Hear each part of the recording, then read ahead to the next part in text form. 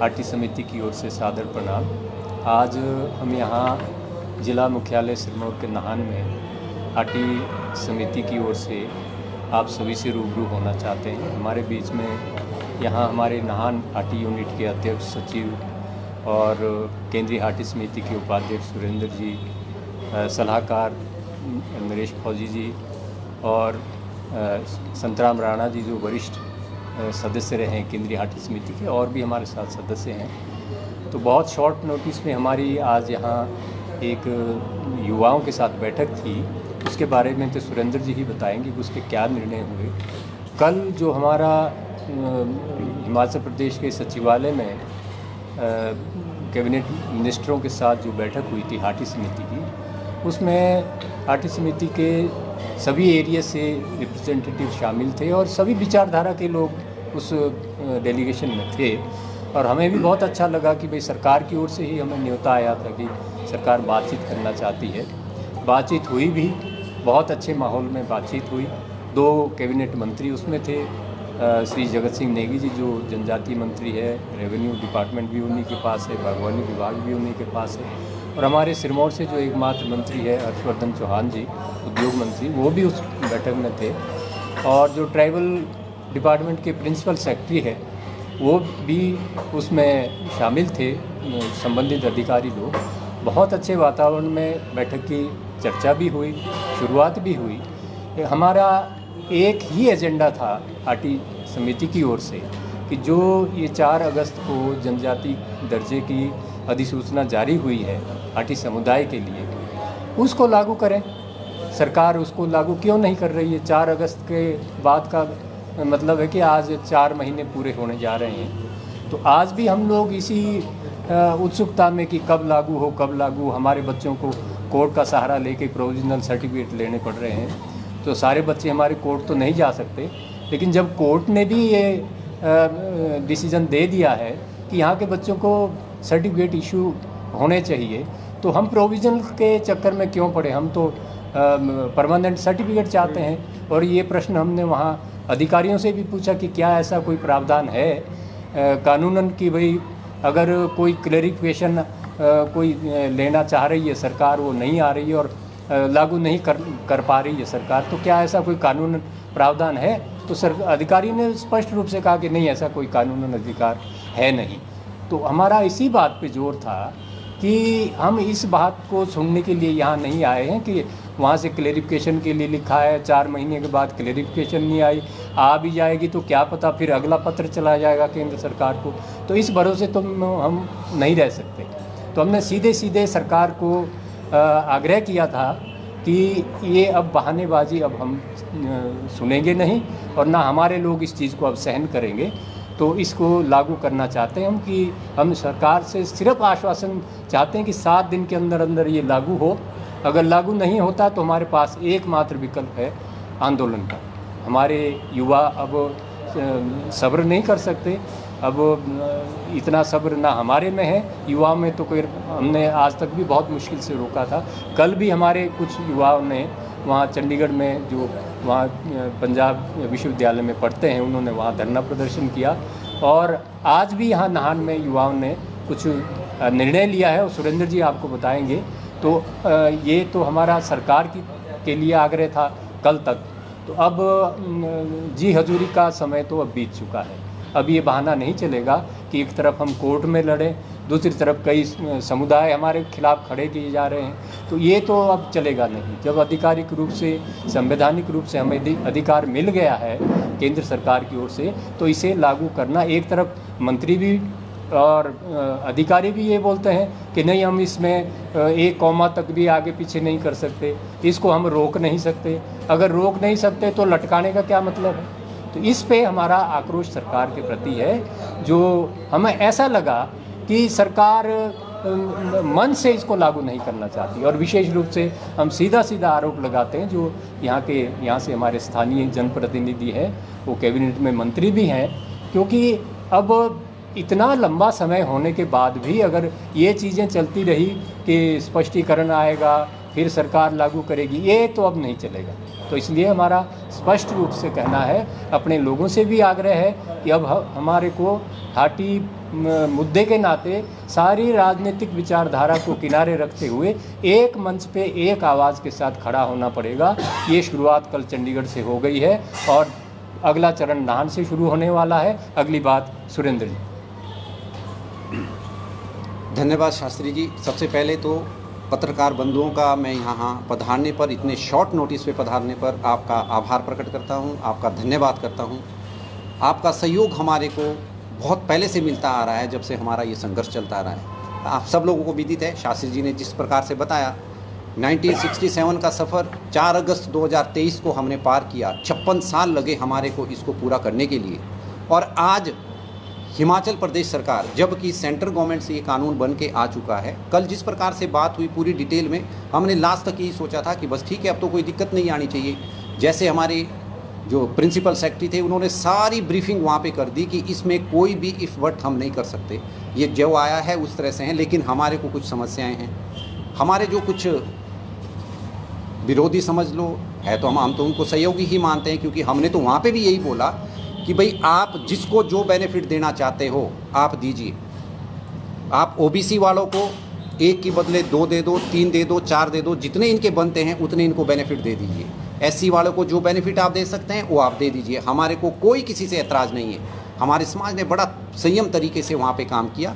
लेकिन हम सिर्फ ये मांग करते हैं कि हमारे बच्चों के साथ खिलवाड़ ना किया जाए। उनको जो सर्टिफिकेट है वो इशू होना चाहिए। हमारी सिर्फ इतनी डिमांड थी। लास्ट में कुछ हमारे जो शेड्यूल कास्ट समाज के लोग थे, उन्होंने बीच में वो करना शुरू कर दिया कि एट्रोसिटी नहीं हटना चाहिए, ये नहीं हटना चाहिए, वो नहीं हटना चाहिए।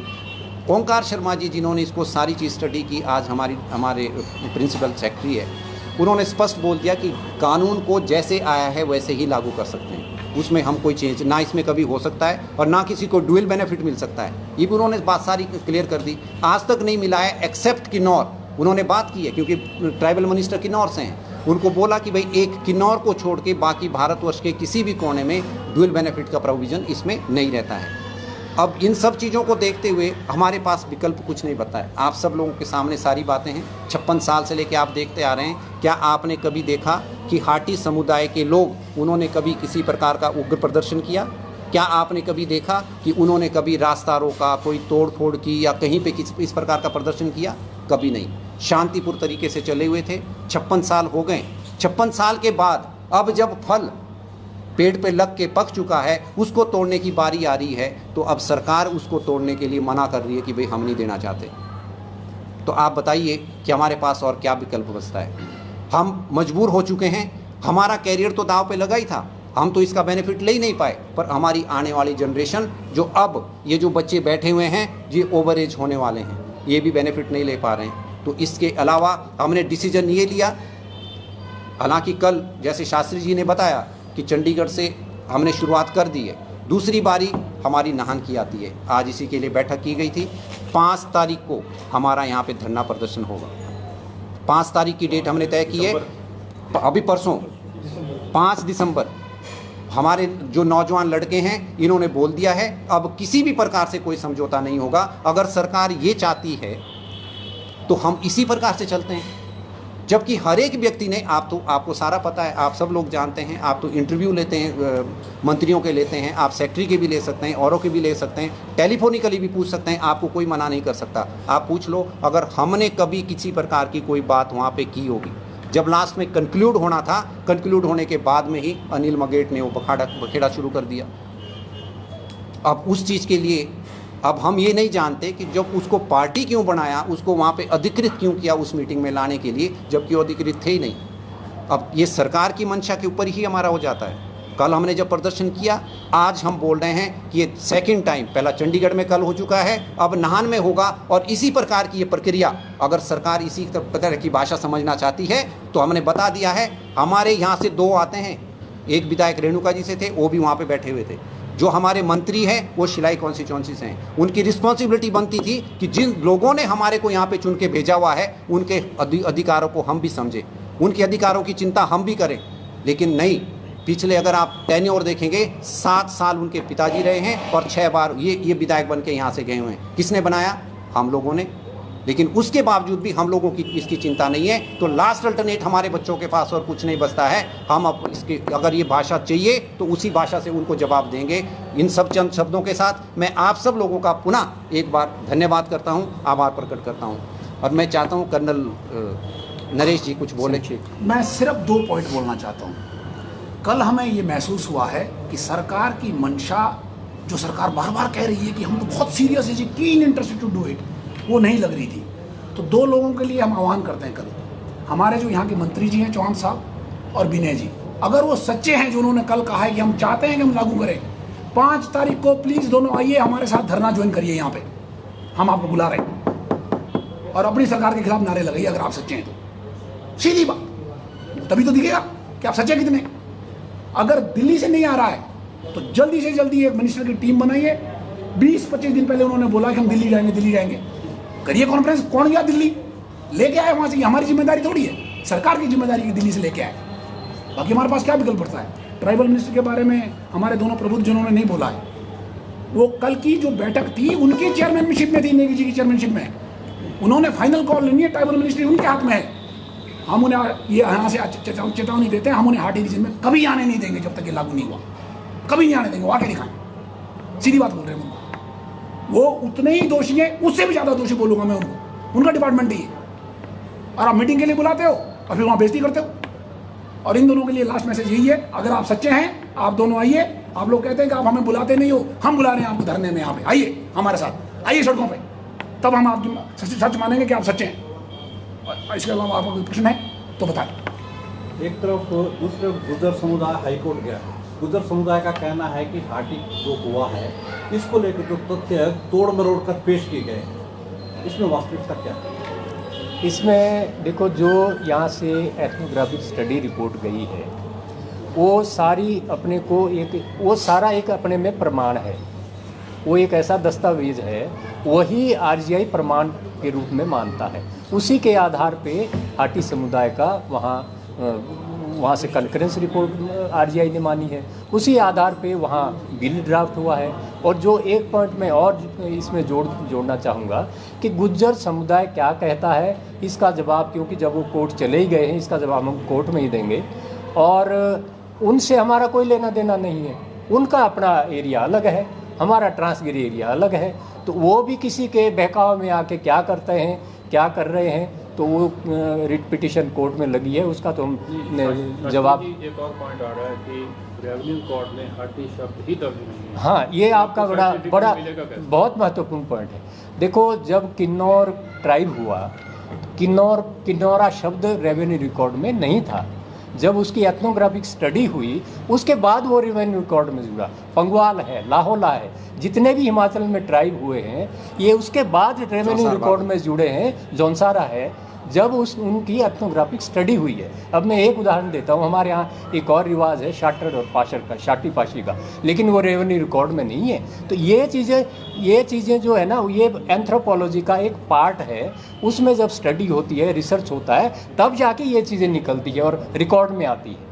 तो अब हमारे यहाँ मेले त्यौहार होते हैं, विशु, हरियाल्टी, भातीयोज वगैरह, अभी बूढ़ी दिवाली होने वाली, ये कहीं रिकॉर्ड में नहीं है, लेकिन समाज में ये प्रचलित है। ये एंथ्रोपोलॉजी का एक हिस्सा है, एथनोग्राफी।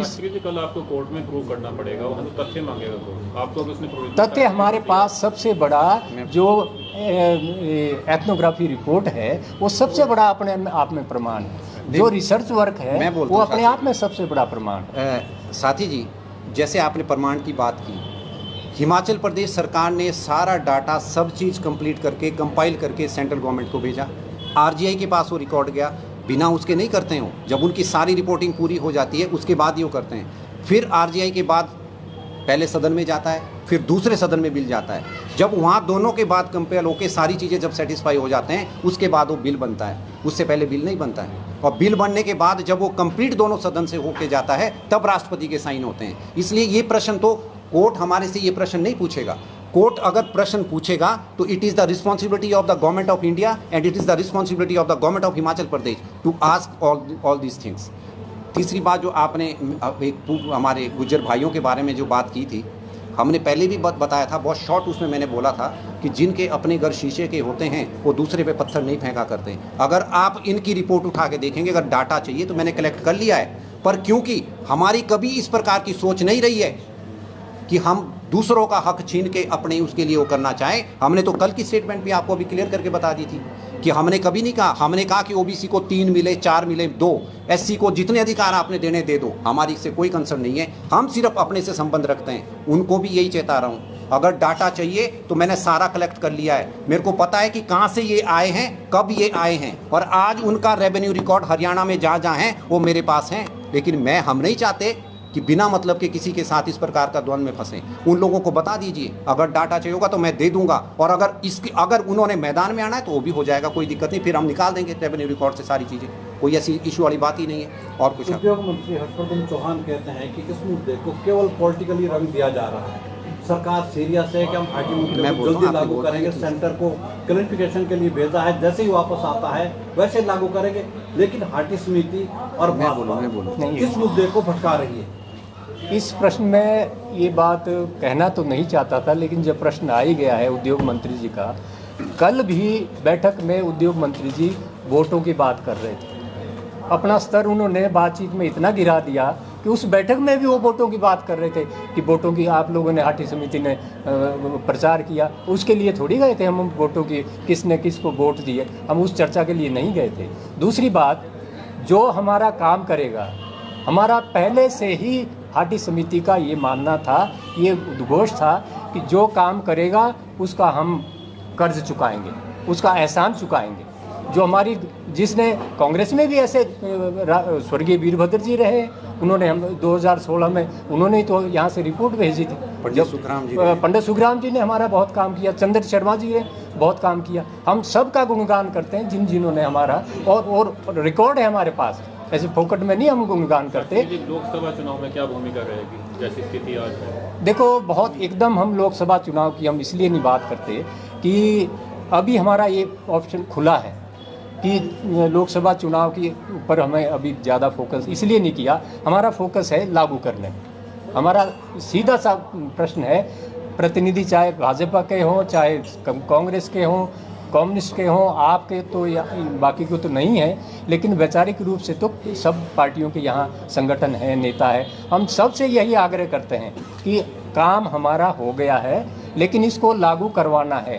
1 पॉइंट एजेंडा हमारा है कि हमें लागू चाहिए। अभी मैं शास्त्री जी की बात मैं कंटिन्यू करता हूँ, जो आपने प्रश्न, 6 महीने और लग गए, लटक गया मामला, चुनाव फिर सर पे आ जाएगा, फिर तो कितना स्टैंड लेंगे? नहीं, उसमें कोई कमेंट नहीं करेंगे, वो बाद में मैं उसकी बात हम नहीं कर बोल देता हूँ। जो आपने पूछा था मेरे बाकी लोगों के बारे में, वो ये है, ये कांग्रेस बीजेपी का मामला ही नहीं है।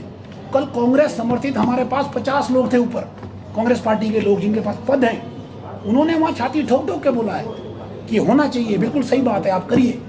ये बनाने की कोशिश की जा रही कांग्रेस बीजेपी लड़ना, कुछ नहीं है, लोग बिल्कुल साथ में हैं। जब आप लोगों को बैठक के लिए बुलाया गया हाटी समिति को, क्या उस एजेंडे में एससी भी पहले से था कि एससी भी इस बैठक में आएंगे?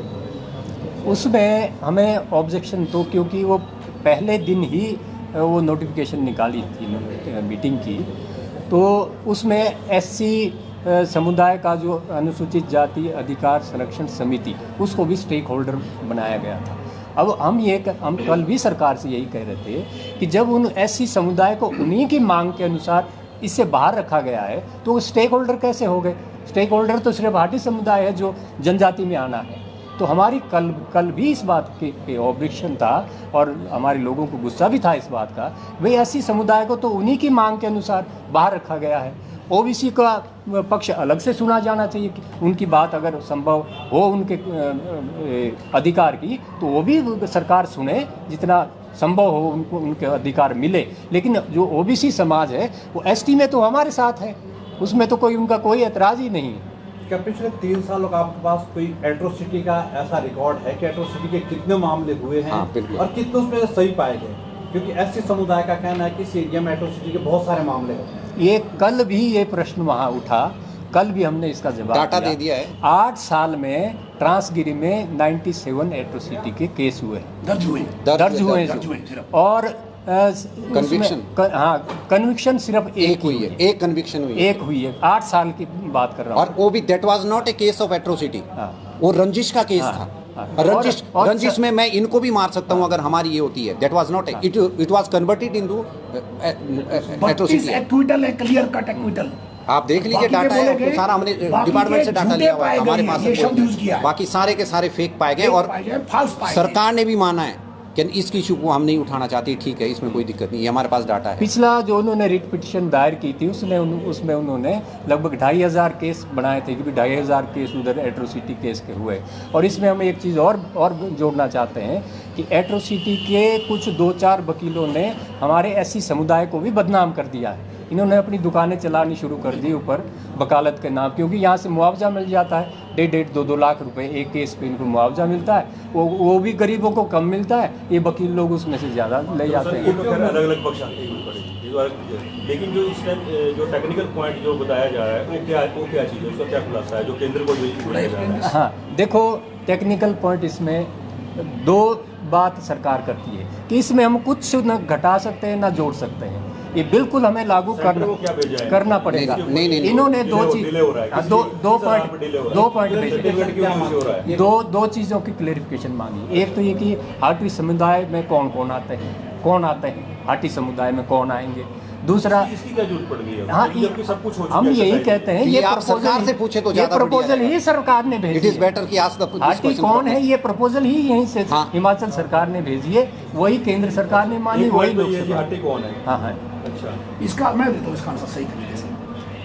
ये आंसर सरकार देगी सर, हमने क्यों देनी? उन्होंने जो लेटर में लिखा है ये पूछा है क्या एससी इसमें शामिल है कि नहीं है, एक प्रश्न ये पूछा है। और कल एससी ने खुद माना हम इसमें शामिल नहीं है, सरकार ने माना इसमें शामिल नहीं है, पहले प्रश्न दिल्ली से पूछा है। दूसरा पूछा हुआ हाटी, इसमें आरजीआई ने इतनी लंबी रिपोर्ट में लिखा है कि हाटी कौन है, दोनों जवाब अवेलेबल है। फिर भी मामला उधर भेजा गया, हमने वो बात भी मान ली कि चलो आपने उधर भेज दिया, कोई बात नहीं। उसके बाद हमने एक बीच का रास्ता दिया था बहुत जबरदस्त। एससी इसमें आना नहीं चाहते, बाहर भी हैं, खश कनैत भाट पबूच 4 जातियों को दे दो, कोई कानून रोकता नहीं है, मामला खत्म। ये बीच का रास्ता था। बीच का रास्ता मानने के लिए भी सरकार तैयार नहीं है। हमने मंत्री जी से लास्ट प्रश्न ये पूछा था नेगी जी से, और नेगी जी ने जो इसमें ट्राइबल सेक्रेटरी ने भी नेगी जी की तरफ इशारा किया कि सरकार चाहे तो कर सकती है, और नेगी जी ने उसको गोल मोड़ कर दिया। उद्योग मंत्री सीधा दिखाई दे रहा है, करना चाहते हैं। का कल बयान आया है कि हाटी समिति जल्दबाजी कर रही है और मैं खुद के जल्दी दिल्ली जाऊंगा और वहाँ से जो कानून मंत्री है, जनजातीय मंत्री है, उनसे भी जो बात करूंगा और इस मुद्दे को जल्दी सुलझा लिया जाए। इसको नोट करना सर। देखो मैं पत्रकार बंधुओं इसका जवाब मैं देना चाहता हूँ। आप देखिए, इन्होंने आनंद फानन में 4 अगस्त को जब हमारे पास वहाँ से नोटिफिकेशन आई हिमाचल प्रदेश सरकार के पास, ना तो उसके देखा कि क्या कमी है क्या नहीं है, 1 महीने तक वो ऐसे ही लटका के रखा। फिर इन्होंने आनंद फानन में कि भाई किस प्रकार से इसको रोका जाए, किस प्रकार से इसको डिले किया जाए, इन्होंने इसकी यहाँ से रिपोर्ट भेजा क्लैरिफिकेशन के लिए। एक तो बेस डेट नहीं है, बेस डेट, जबकि मंत्री ने कल क्लियर किया कि जिस प्रकार से किन्नौर को मिला है, जितने भी ट्राइब हुए हैं वो 1950 से पहले जो उस एरिया में रहते होंगे उनके लिए पुष्ट दर पुष्ट वाला किस्सा हो लगा है, वो उन्होंने खुद बोला, एडमिट किया। बेस डेट तो इसमें ये रहती है।